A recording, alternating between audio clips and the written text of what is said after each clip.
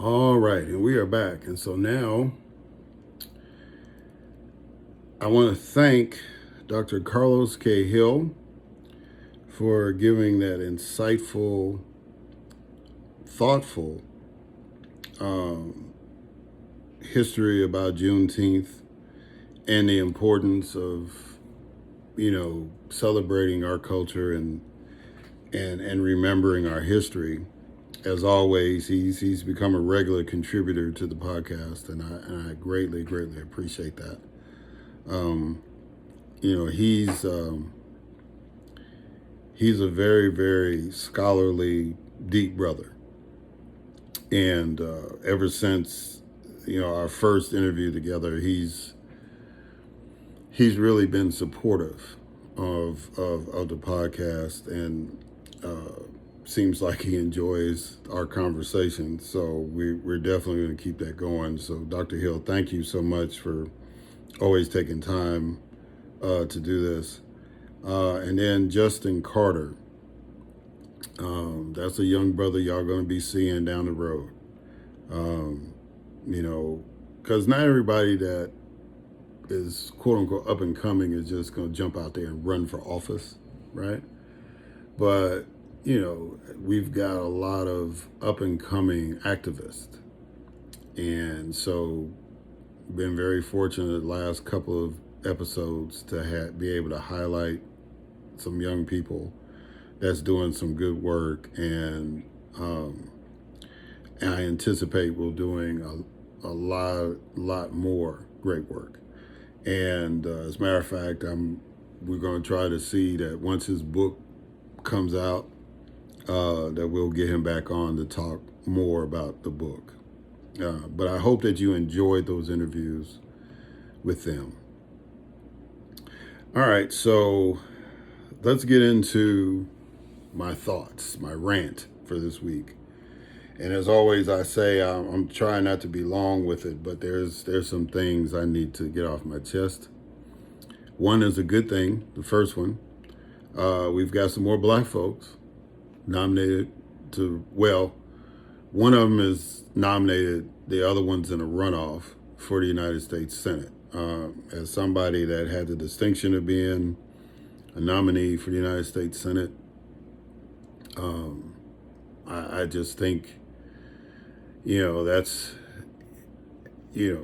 that's a spot of distinction in government that I would love to see. We've managed to get a lot of African Americans in the House of Representatives, but it's few and far between that we get in the United States Senate. It's always below that 12% threshold.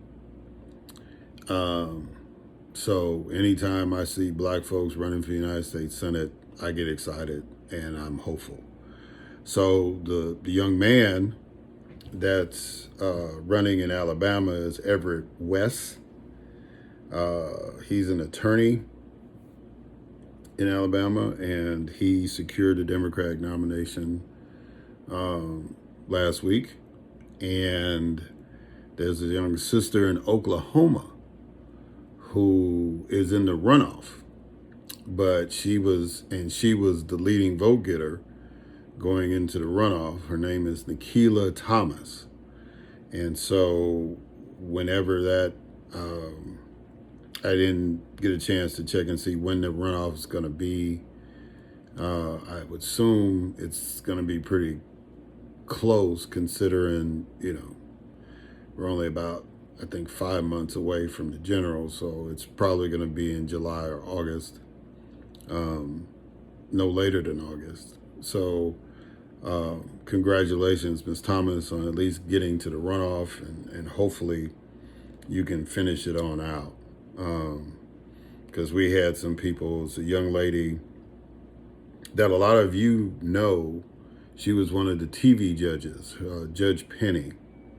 Her full name is Penny Brown Reynolds, and Judge Penny officially got the nomination to run for Secretary of State here in the state of Georgia. So I want to congratulate her on that. And then there was a couple of episodes ago, I was highlighting people that had been on the show that was running for office, and there was one glaring omission. Uh, uh, Prince George, I think that's right, Prince George County Commissioner Walla Blagay. She is running for Congress. And I failed to mention that when I was highlighting people that had been on the show that's running for something this cycle. And so I wanted to give her flowers and wish her well. I don't think Maryland's had their primary yet. I got to double check to make sure because DC just had theirs. So, you know, whether you were still running or not, I just wanted to acknowledge the fact that you stepped out there to run for Congress. So it's pretty cool that I've got guests that are out there, you know, having the honor of talking to them on this podcast, and now they're out there running for Congress, and it'd be really cool if she could get on there too and join Dr. Jasmine Clark and some other folks. And DC just had, like I said, DC just had their primary. And so this is the first election in a long time that the citizens of DC had to elect a new mayor and a new delegate to Congress. As you know, DC has a non-voting delegate. They have representation, but they don't have a voice, which is one of the reasons why DC statehood is still an issue we need to have a discussion about and get behind. But this is the first election they've had in a long, long time where both of those seats were up. And so you're going to see some new faces in the DC area in leadership. They still got to, right as of right now, there's still a runoff, I believe. I didn't get a chance to check before I started recording to see if they called it, but the two favorites were in the lead, and then but they did have somebody went outright for the delegate position. At least the Democratic nomination, and then they've got to go, you know, in the general in November because they have Republican opponents. And this is the first year I think that they did the ranked choice, so that's why it's taking a while for the DC numbers to come in because they've got to count all the people, the first place ballots first, and then they got to go back and see who finished, you know, who was the second choice and who was the third after they eliminate so many people. So that's why they hadn't called it yet. And it might end up that it's not going to be a runoff. It might be a winner in that one once, excuse me, once it's all said and done. Anyway, so I just wanted to acknowledge that part. And, you know, Grace kind of told you all the names, but I just wanted to highlight those particular races. But let's get into the things that have kind of pissed me off, right? So the first thing is something that may not have hit your radar yet, but if you're in the Chicago area, you've heard it for sure, and that the city of Evanston, Illinois, was the first city in America to do something towards reparations, right? And the way that they set it up was that they created a program to allow Black residents to be able to afford houses in Evanston. And the city gives X amount of dollars, and, you know, for that first purchase, either for like a down payment or whatever, cover closing costs, wherever the deal is. But if you're a Black resident, and there are certain criteria Um, you know, if you're a a native of Evanston and you're African American, that you qualify for that program. So, and that's been going on for a few years. As a matter of fact, one of the guests I had, Ted Williams, um, he serves as on the board for, or the commission, I guess, for the state of Illinois, doing reparations. So he had a lot to do with that. The city council person, it was a young lady, I can't remember her name right off, who introduced it. She's on that same commission with Brother Williams. And so, because it was the first model. And the mayor of Evanston, who was the mayor when this reparations program started, he is on the path to be the next congressman for the 9th District, Illinois. Now, this is the one where the young lady, he beat the young lady who got arrested, Katie Abdugula, I think her name is. And I know I'm probably butchering her last name, but you've seen her on Instagram and all that. And she's a young lady that got arrested at one of the Illinois detention centers, protesting and all that, the same detention center where they like gassed the priest and all those kind of things. But Daniel beat her in the election, in the primary, and so he's on his way to be the next congressman for that district, which is why I think this next thing the thing I'm getting ready to mention is happening. So now the Trump administration, for some reason, has decided that they want to challenge the y'all excuse me. They want to challenge the program that's been out there for a while. As a matter of fact, I think it was out, during his first term. It may not be that old, but it's been around. It's been going on for a while, and so now they decided that they want to intervene in a lawsuit and challenge it and say that it's reverse discrimination.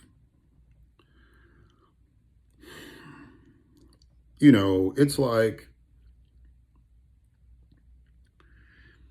again, I know there's a lot of black folks that vote Republican or run as Republican and all that stuff. But it's just getting harder and harder for me to understand why. Right? I mean, how much disrespect does it take for you not to want to be in proximity of that? Now, if you understand the history of American politics, you understand that black folks were Republican in mass once voting, they were eligible to vote. And it switched over to the Democratic Party over time. And then, of course, a lot of the Southern Democrats became Republicans, right? And we already had that conversation last week about the Southern influence on American politics. But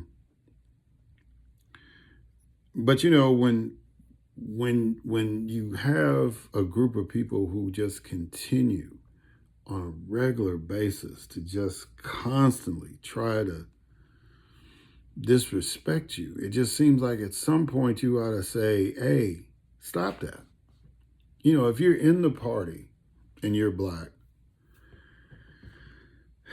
you need to tell them, hey, you stepping on toes.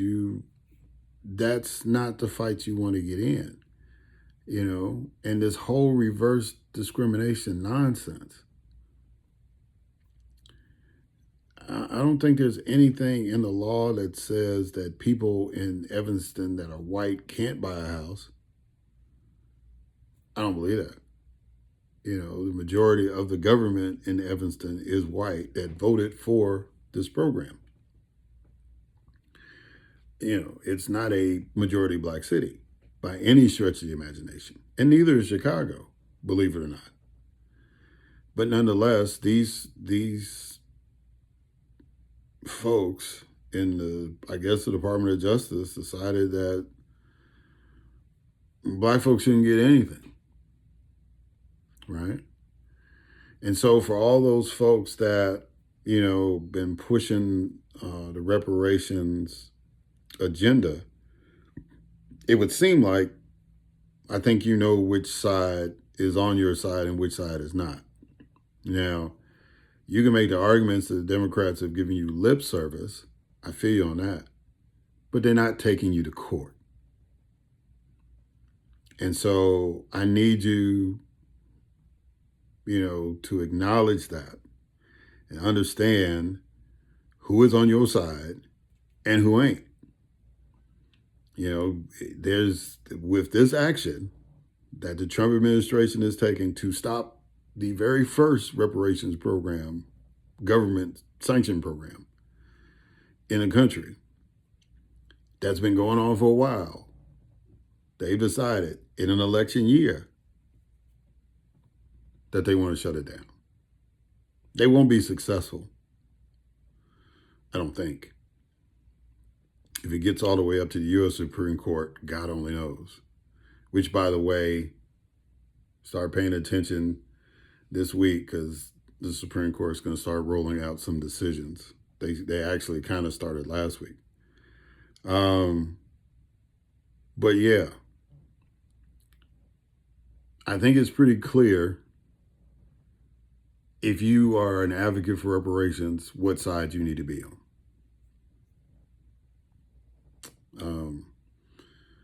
And I'll just leave it at that. Because, a lot of them folks, well, we ain't voting for anybody. No, bruh. If you don't vote for anybody, then you have no leverage to push for the issue. And since it seemed like y'all are having trouble picking a side, the Trump administration has picked a side for you. So if y'all serious about it, then that needs to be reflected in the vote. That's all I'm saying. Don't sit there and say, well, Democrats hadn't. Bruh, again, the Democrats are not suing to stop the only program that's out there that's actually been helping some black people. Do we want to have more? Of course we do. Anyway, so I'm going to leave it there on that one. I just get tired of people trying to find an excuse to be apathetic, and leaning on an issue as a crutch instead of manning and womaning up and picking a side. And then once you pick that side, hold that side accountable. Excuse me. I mean, that's how we do that in the political game. So just thought I'd throw that out there. Now, this whole thing, let me tell you about this guy, right? So I didn't watch the spectacle at the White House, the Freedom 250 UFC fight. I didn't watch that. Some people say, well, I don't have Paramount Plus anyway, so I couldn't watch it, and that's fine. I have Paramount Plus because there's some shows I like, and that's on there. And but I didn't, so I could have watched it, and I didn't, because I'm not that big of a UFC guy. See, I'm a boxing guy. Let's duke it out with our hands. You ain't gotta like grab me or kick me or anything like that. That's just, I could go to a bar and see that for free. At least when I was younger, for sure. I don't want to pay to see that. In my role in law enforcement, I've had to do security at UFC events. And, the undercards are just flat out terrible because these are not the top of the line. And they have so many fights lined up that, you're there for like 3, 4 hours, by the time the main event happens. So, since this was set up for TV and, it was on the White House, it was a very short card, from what I understand. But,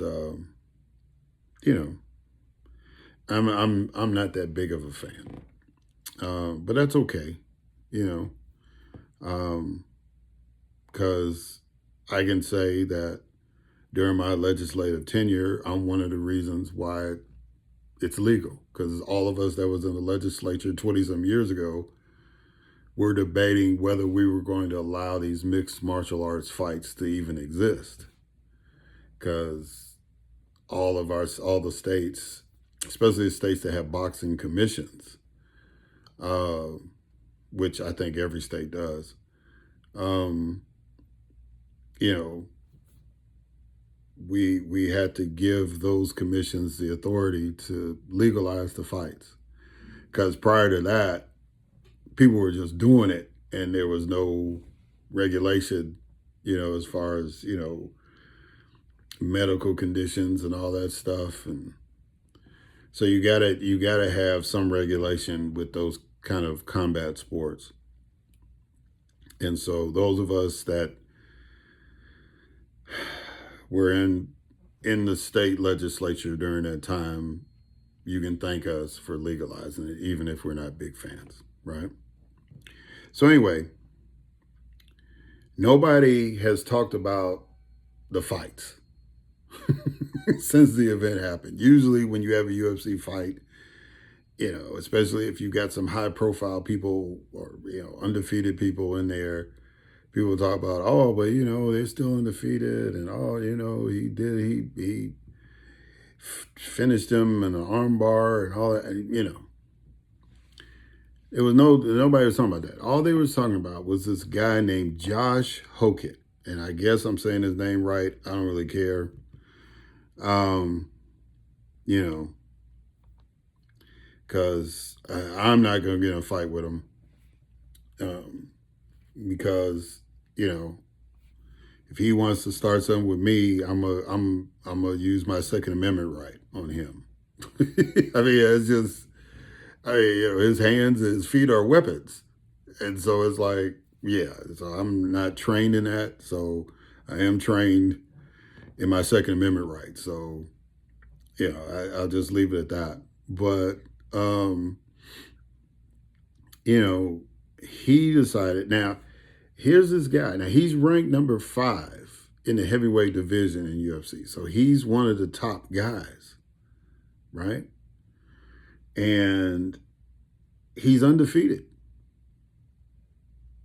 So you would think he won his fight.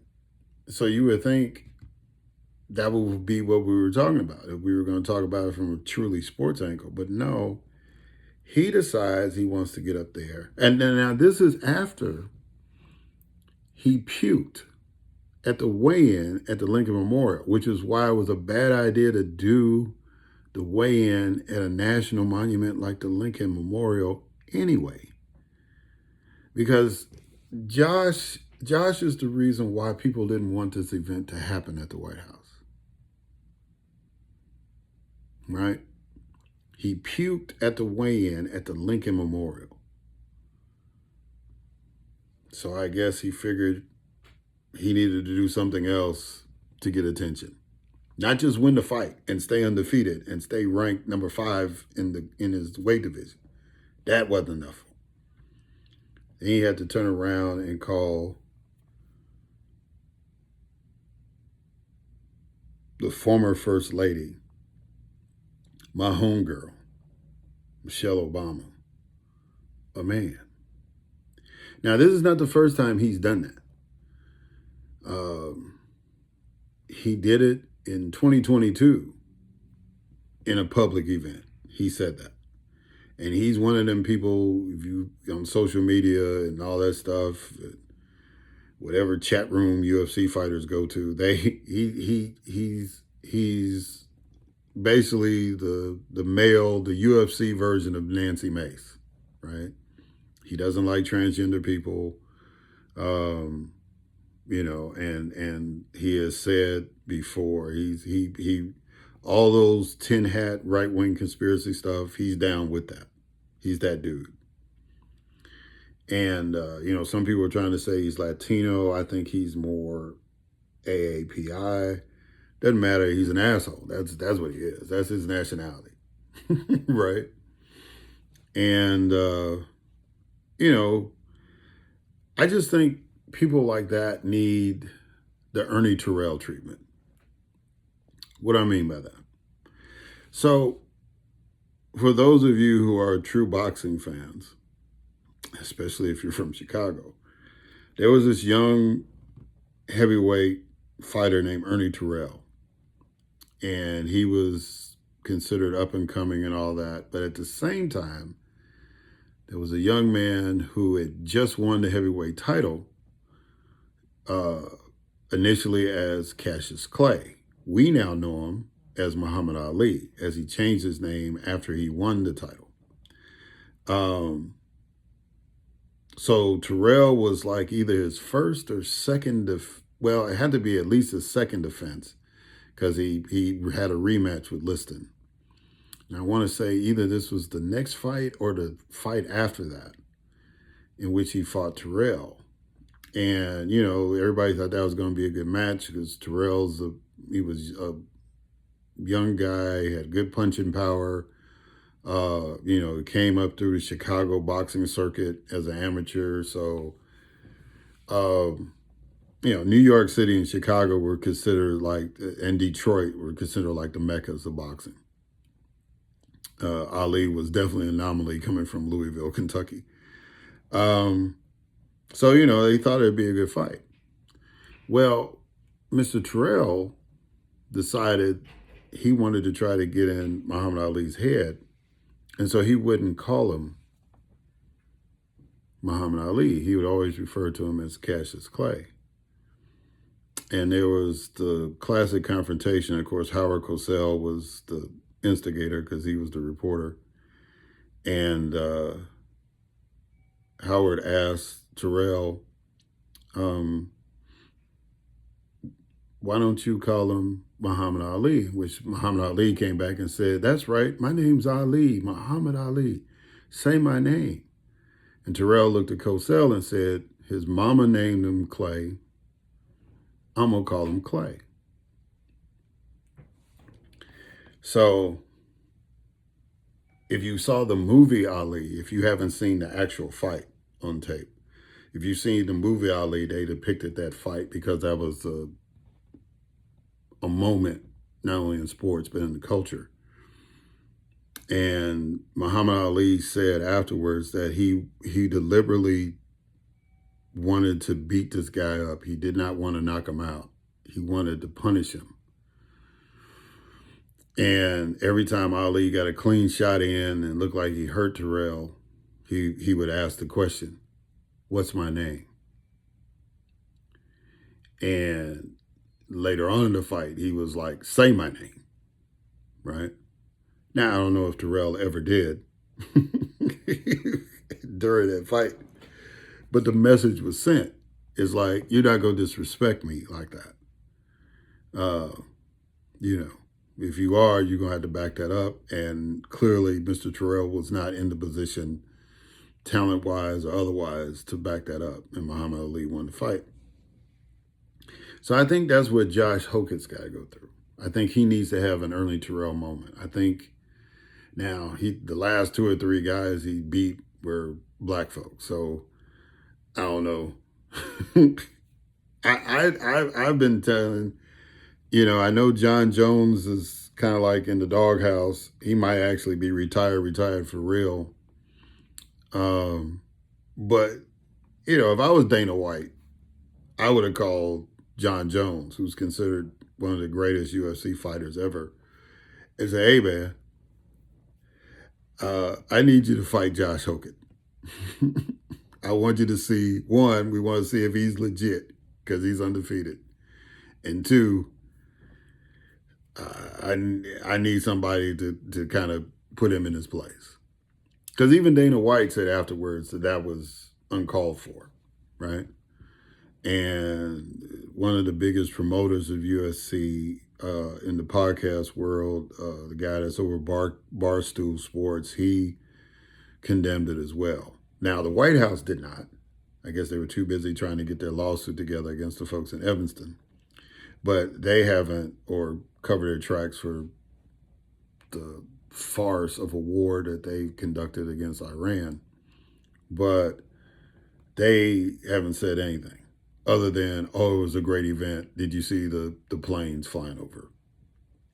Which was kind of a cool highlight. I have to admit that was cost us a lot of taxpayer money for that. But it was kind of a cool visual to see those jets flying over the White House. I would have to admit that.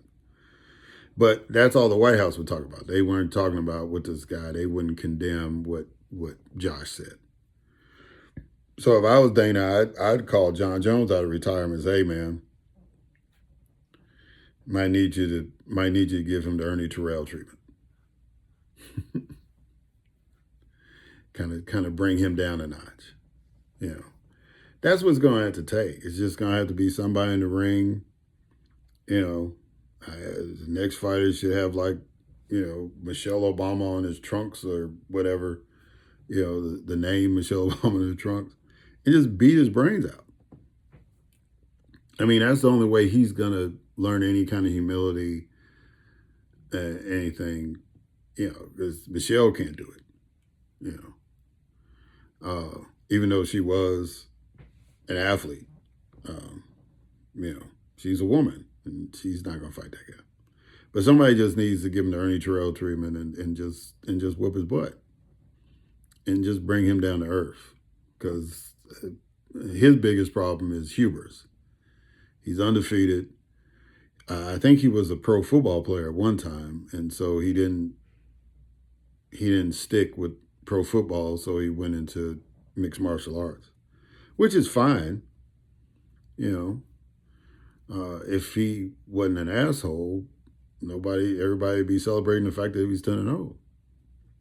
But because he is an asshole, we're talking about that.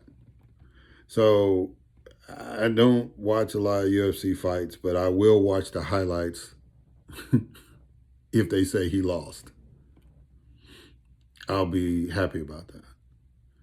Because there's some people that deserve that. If you don't have enough class and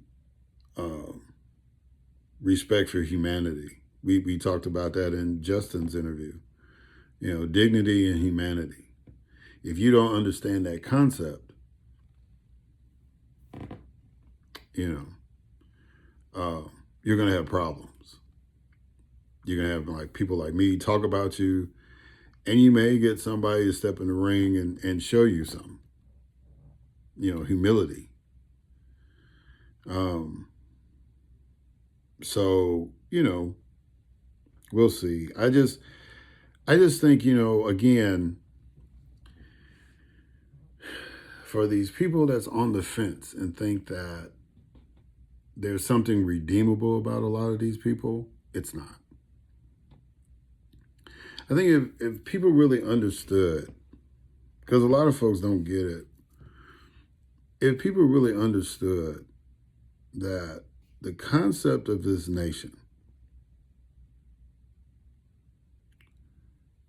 was that it was to be created not from some kind of divine right, like a kingdom or anything like that. It was an idea that people can govern themselves. They don't need to be ruled over. They can govern themselves. They don't need to be controlled by a religion. They can govern themselves. You know, I don't know why in human history there's always that flaw that it seems like, well, we just gotta strong arm people to do what we want them to do. No, you have to educate. If you want to strong arm people, educate them. Give them the full scope. Give them every avenue and resource available. Make it so that they can learn at home and learn in the classroom, right? You just gotta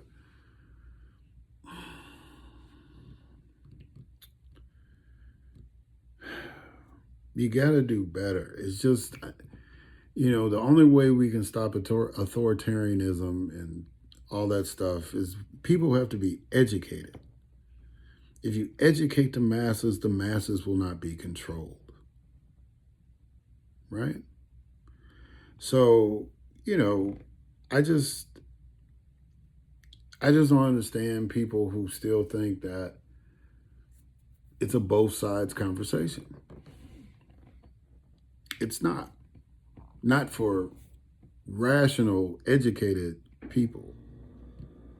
You don't have to have an Ivy League degree to be educated. You don't even have to have a college degree to be educated, right?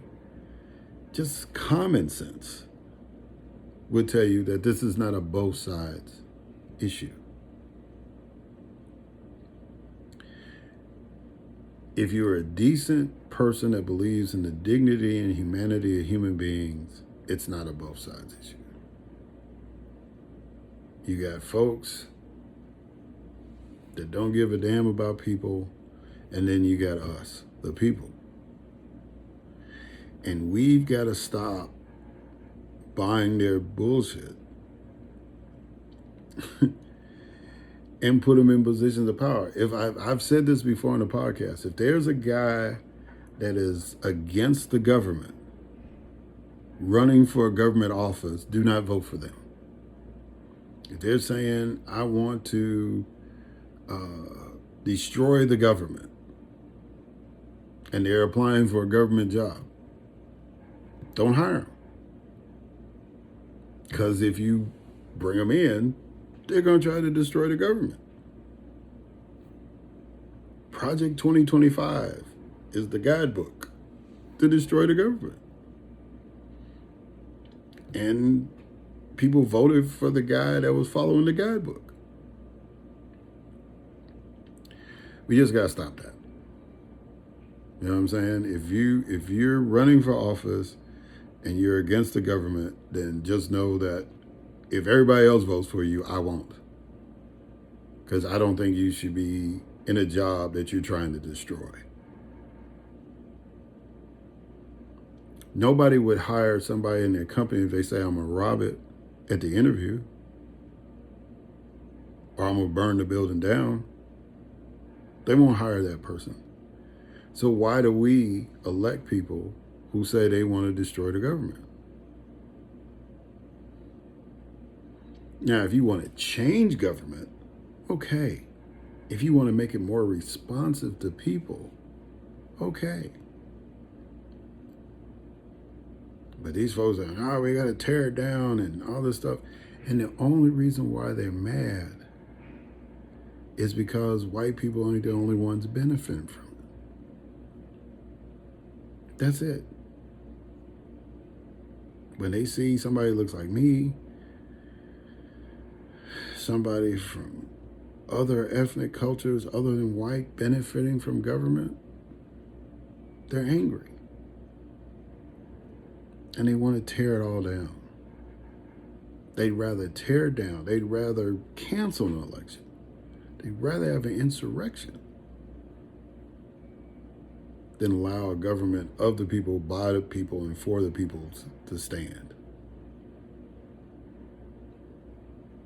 That's where they are. And so anybody that's against that concept, anybody that keeps talking about this Christian national, all this stuff, stop that.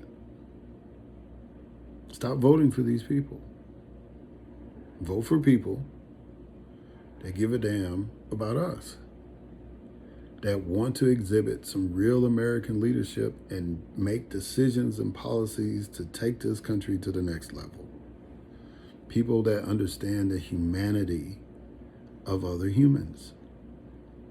Vote for them. Stop voting for these slick talking comments. One of the rules I used to have in the jail, and I'll let y'all go on this. One of the rules I used to have in the jail is that you need to talk slow, clear, and loud. Because if you got an inmate that's talking really, really fast, they trying to get over on you. If you're talking to somebody that's like, you hear them yelling from one end of the pod to the other, but then when you ask them a question, they start mumbling. No. I need to understand what you're saying. I need you to take your time and say it. Right? And I need you to be loud when you say it. Loud enough for me to hear it. That was just a rule. Because I knew, especially the ones that were talking slick, they get to talking real fast, but I would probably say, no, bro, you talking too fast. I'm going to move on. Because whatever you trying to get over me, I ain't got time. Right? So stop listening, stop getting caught up with these slick talking folks. You want plain talking people. Why do you think Graham Plattner is doing well in Maine? Because he's talking plain. People saying, well, he's not really working class and he's got all these issues with women, blah, blah, this and that other. We literally have a rapist in the White House, a felon in the White House right now. I think the standards are gone. Now, if we want to bring her back, I feel you. But you can't use that as an argument right this minute. You can't.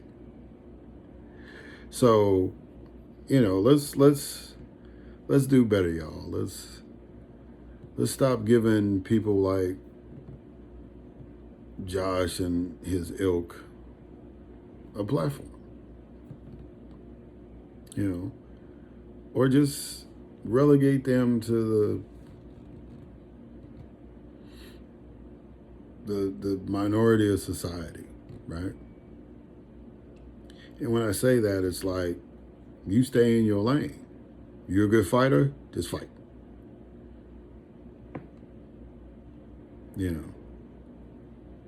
If your educated guess is that a former first lady is a man, we don't need to hear your political commentary. You can talk to your friends, but you don't need to be on a national platform, if that's what you believe. That's just me. If you believe the earth is flat, I don't need you in public office. I just don't. Ain't got time. Or any other crazy thing that's out there. Right? We ain't got time. Now, you can be free to move about the country, as they say at Southwest. You know what I'm saying? But I don't want you in leadership. I don't want to see you on a national platform. And we got to start treating them like that.